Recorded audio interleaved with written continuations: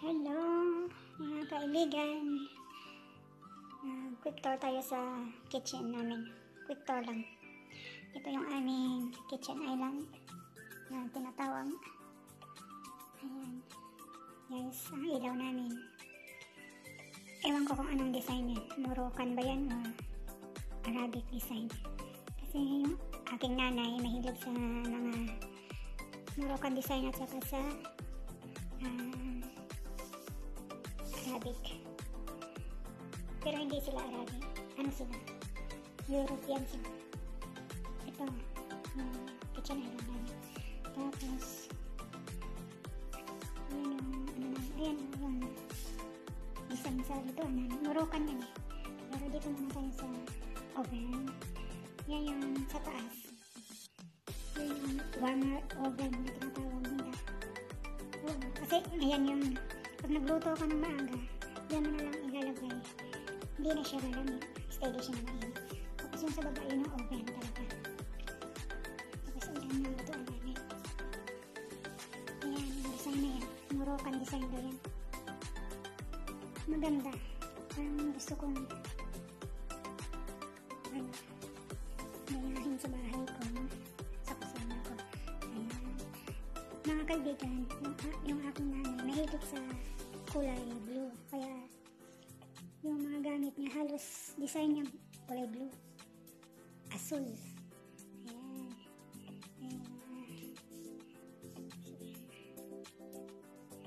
Ayan, kung napapansin niyo yan, ano yan, gem tree. Yung gawa ng aking kapatid.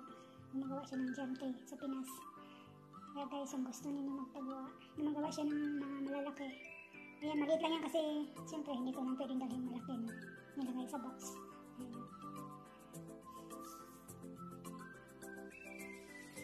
Ayan, ito sa baba.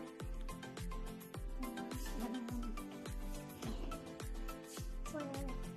Foil na plastic, recycling, basurahan. Tapos dito, ito yung basurahan namin. Nakatago, guys. Kasi kabating ko siya. Tapos ayun. Sumasag na dito. Ay, hirap buksan. Ayan. Ayan. Sumasag na yun. Tapos ito. Tsara. Ayan. Chopstick. Ganito dito. Dinner plate. Ganun din ito sa baba.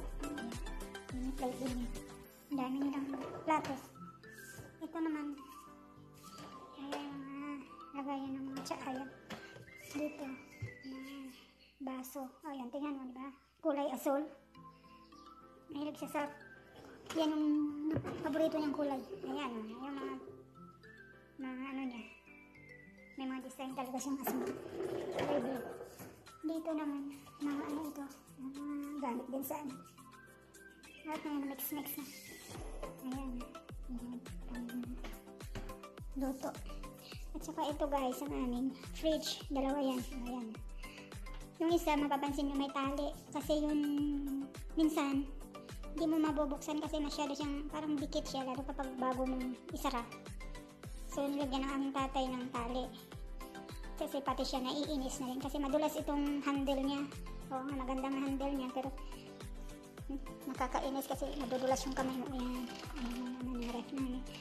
Talaga ng laman kasi hindi pa sila ng grocery. Tapos ito. Ayan. Ano na siya, medyo empty. Tsaka ito yung dining table namin guys. Ang haba. 10 tao ang uupo. Ayan. Ang ilaw.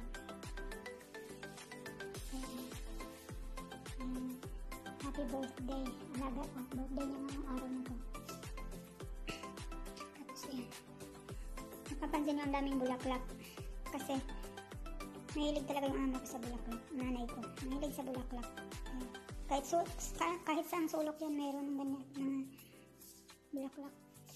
Tapos ito naman yung ano na ito, laman nito mga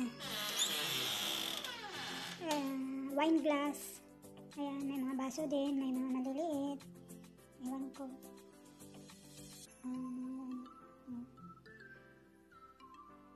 Ayan, kulay blue.